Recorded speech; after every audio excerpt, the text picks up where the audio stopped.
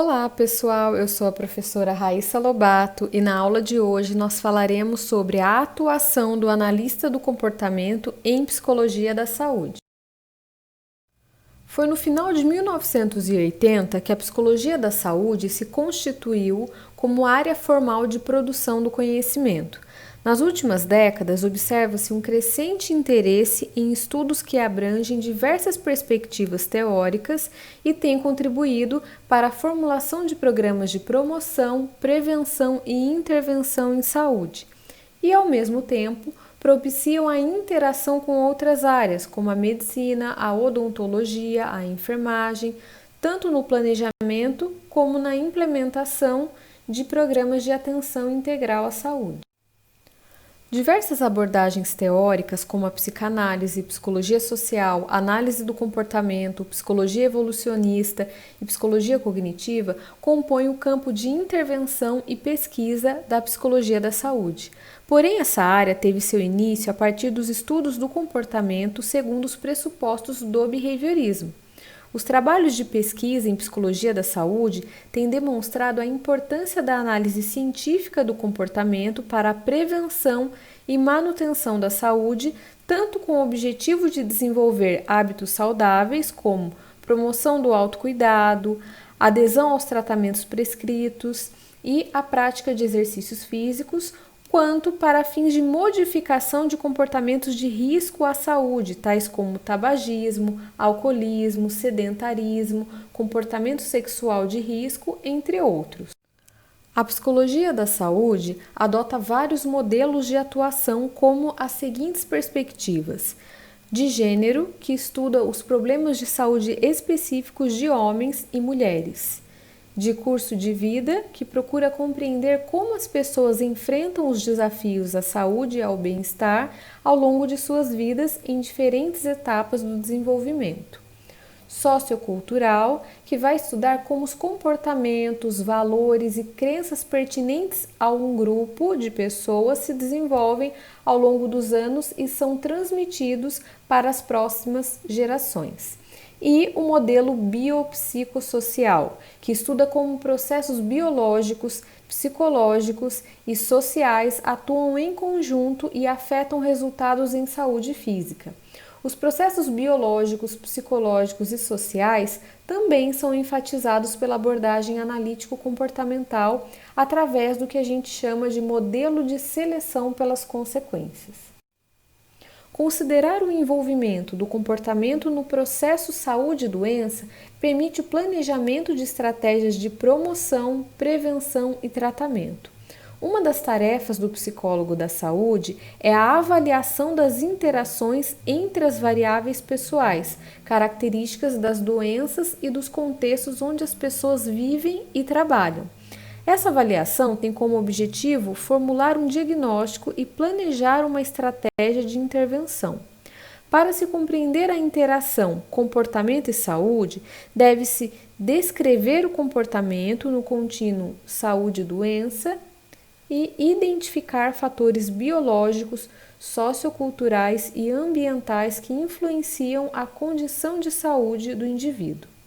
A psicologia da saúde, enquanto área do conhecimento, estuda o processo de adoecer ou manter-se saudável como resultado das ações das pessoas inseridas em diversos ambientes socioculturais.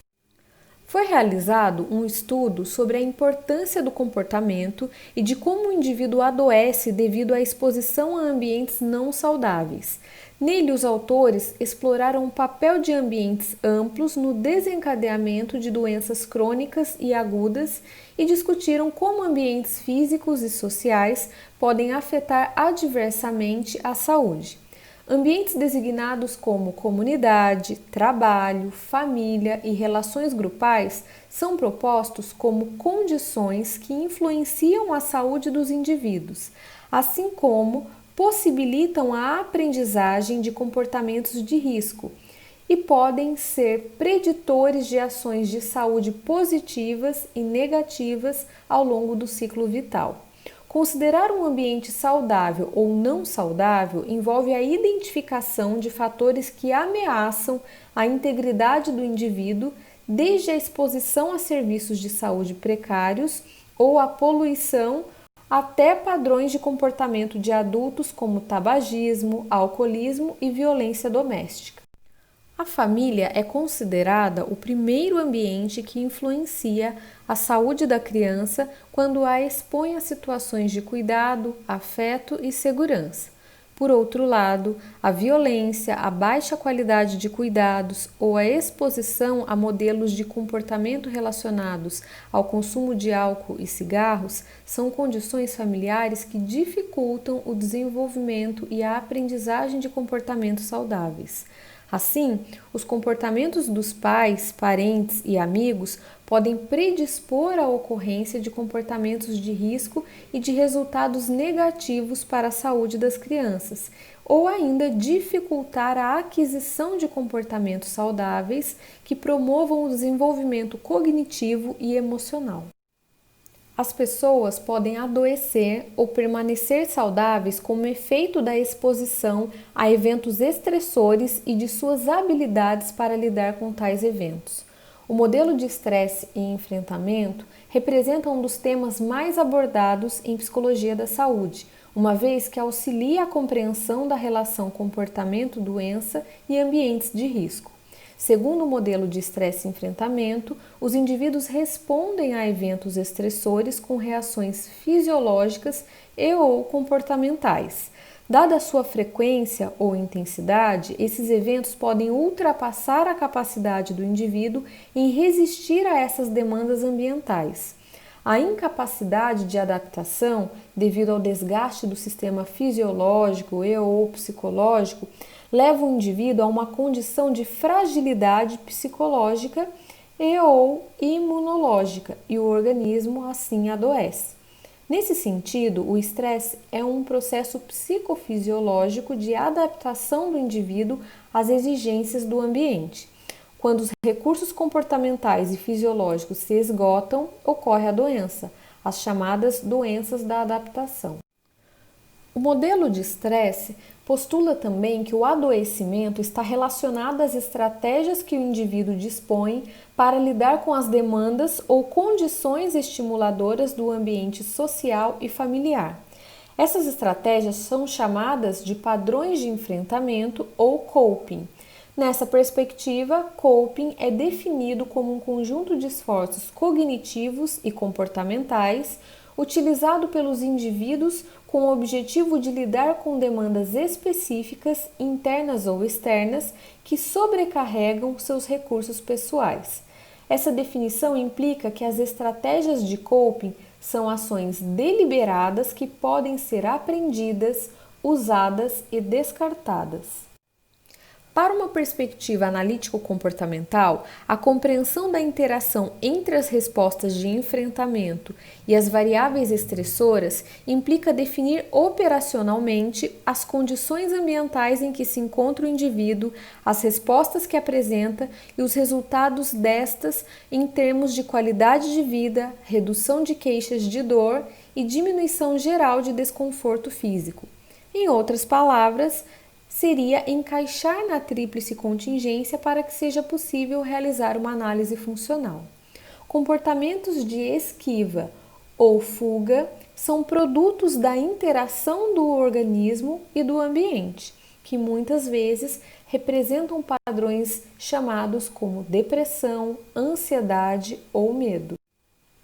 A depressão seria um padrão comportamental que pode estar associado a uma história de punição ou extinção e que gera uma diminuição na frequência do comportamento positivamente reforçado e um aumento do comportamento de esquiva ou fuga de eventos indesejáveis. Em outras palavras, pessoas deprimidas tendem a se comportar muito mais para evitar ou fugir de algo que não querem do que para buscar consequências reforçadoras ou desejadas.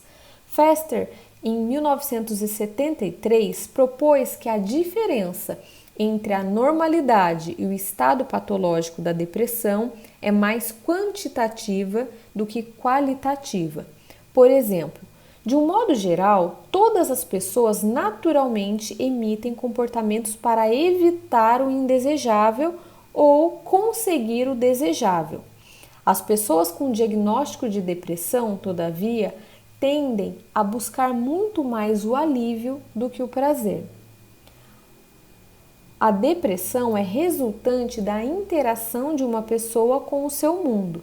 Desse modo, sendo um comportamento, o controle da depressão está na identificação dos eventos ambientais que desencadeiam ou a mantêm.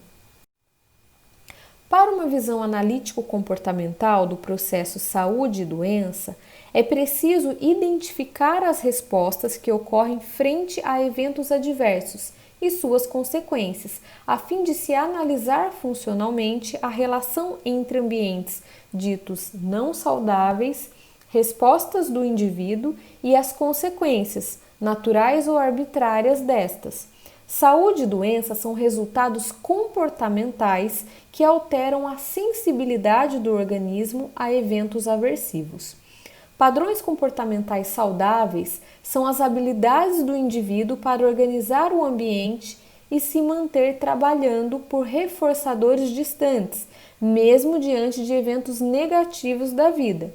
Um indivíduo saudável é aquele que faz o equilíbrio entre eventos reforçadores próximos ou remotos, ou seja, consegue estabelecer a relação próxima e relação última, características do comportamento governado por regras. A comunidade verbal precisa ajudar a criar essas contingências reforçadoras sociais intermediárias que vão estabelecer e manter o trabalho que será seguido temporalmente por reforçadores mais distantes.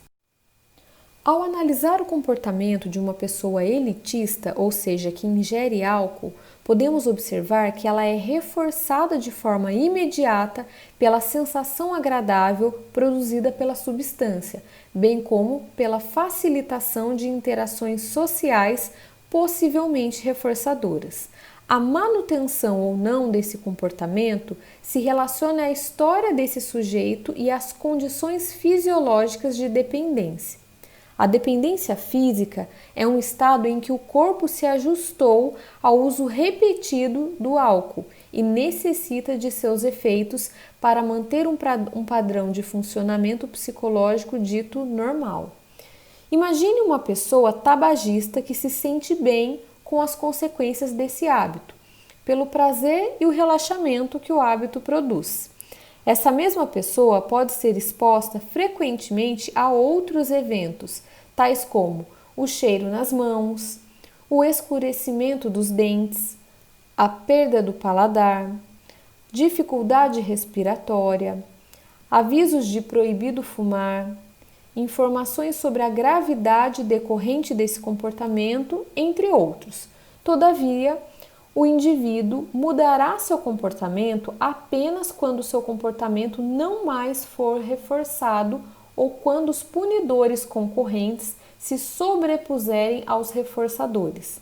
Nesses casos, esses outros eventos poderão se tornar estímulos discriminativos para novos comportamentos, como procurar tratamento de saúde, mudar o comportamento alimentar, ingerir medicamentos, esquivar-se de situações potencialmente estressoras, entre outros. Por fim, podemos concluir que mudar um estilo de vida não é algo tão simples. Geralmente requer aprendizagem autodiscriminada, apoio social e ajuda profissional. A aula de hoje foi baseada no livro Clínica Analítico-Comportamental, Aspectos Teóricos e Práticos, capítulo 32, dos autores Borges e Cassas. Obrigada por ter assistido à aula de hoje.